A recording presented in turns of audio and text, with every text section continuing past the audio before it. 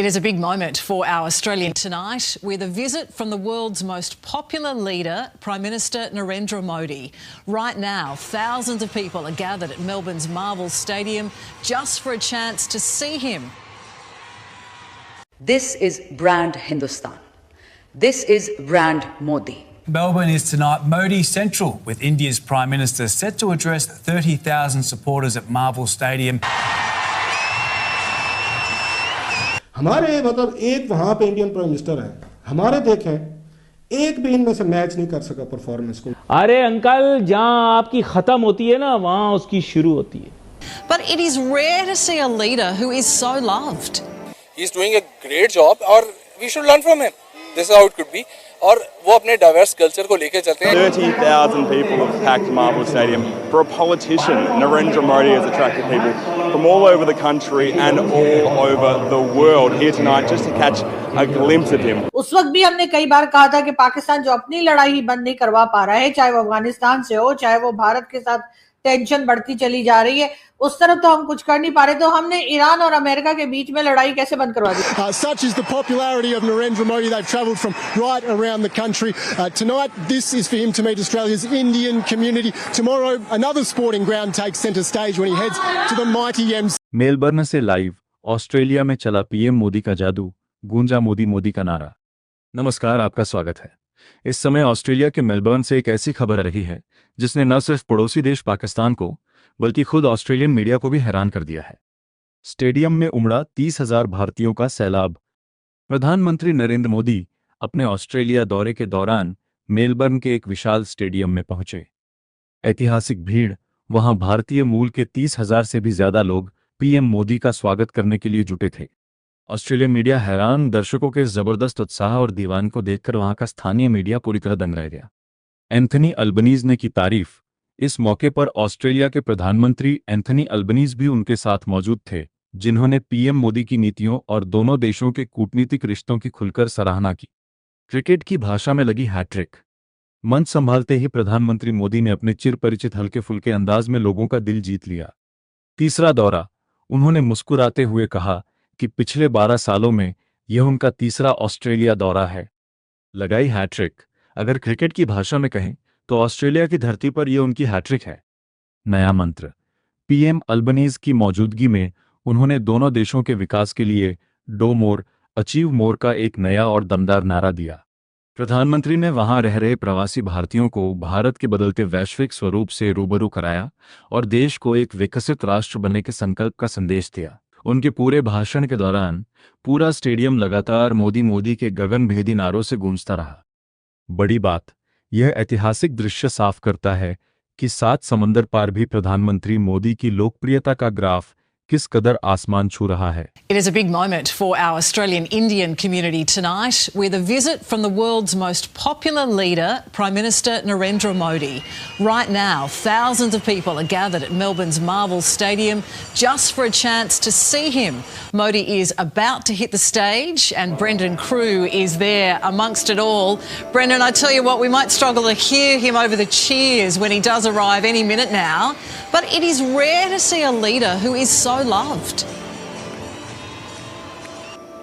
Deb, it's been very loud and very colourful inside Marvel Stadium this evening. If you take a look at this crowd, these sorts of numbers are usually reserved for huge musical acts like Lady Gaga or Harry Styles or for the football finals. But tonight, 30,000 people have packed Marvel Stadium for a politician. Narendra Modi has attracted people from all over the country and all over the world here tonight just to catch a glimpse of him. Now everyone's standing to attention because we're told he's going to grace the stage at any moment, but there has been performances behind me here for hours and hours. People that we've spoken to this week have been preparing for months to get things right just for Mr. Modi. Hasn't been all welcomes though. There was a small contingent of protesters out the front of Marvel Stadium this evening, anti-immigration protesters who were waving Australian flags and chanting anti-immigration slogans, but they were largely ignored. This crowd only has one person in mind, and that's Mr. Modi. और बात करेंगे एक बार फिर Iran और America की। Iran और America के बीच में जी हमने बड़ी कोशिशें की कि दोनों में बातचीत हो जाए, बहुत क्रेडिट लेने की भी हमारे यहाँ से कोशिश की गई।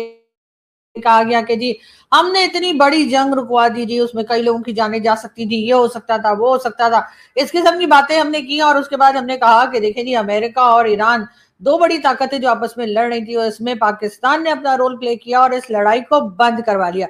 उस वक्त भी हमने कई बार कहा था कि पाकिस्तान जो अपनी लड़ाई ही बंद नहीं करवा पा रहा है, चाहे वो अफगानिस्तान से हो, चाहे वो भारत के साथ टेंशन बढ़ती चली जा रही है, उस तरफ तो हम कुछ कर नहीं पा रहे। तो हमने ईरान और अमेरिका के बीच में लड़ाई कैसे बंद करवा दी? डेफिनेटली उसमें कहा यही जा रहा था कई तरफ से कि अमेरिका के जो प्रेसिडेंट है डोनाल्ड ट्रंप, उनको जी कुछ टाइम चाहिए था। डोनाल्ड ट्रंप जो है वो चाह रहे थे कि कुछ दिन के लिए ये लड़ाई रुक जाए, क्योंकि उनका बहुत नुकसान हो रहा था और वो ईरान को काबू भी नहीं कर पा रहे थे। ऐसे में उन्होंने हमारा इस्तेमाल किया, कोई और कंट्री तो बीच में आई नहीं। हाँ, एक कतर जरूर बाद में आए, लेकिन उसके बाद सारा क्रेडिट भी कतर को ही दे दिया गया। तो लेकिन उसके बाद जी पाकिस्तान में भी एक पीस टॉक हुई, फिर जी कहा गया जी स्विट्जरलैंड जा रहे हैं, वहां जाके ठंडी ठंडी हवाओं में हमारे लोग भी पहुंचे और अमेरिका और साथ साथ ईरान से भी लोग गए। और उसके बाद हुआ क्या? कुछ नहीं, यानी कि साइन तो हो गया एमओयू, लेकिन अब जी एक बार फिर डोनाल्ड ट्रंप का कहना भी ज्यादा दिन नहीं हुआ उस एमओयू को साइन हुए, ये तो आप लोगों को मालूम ही होगा।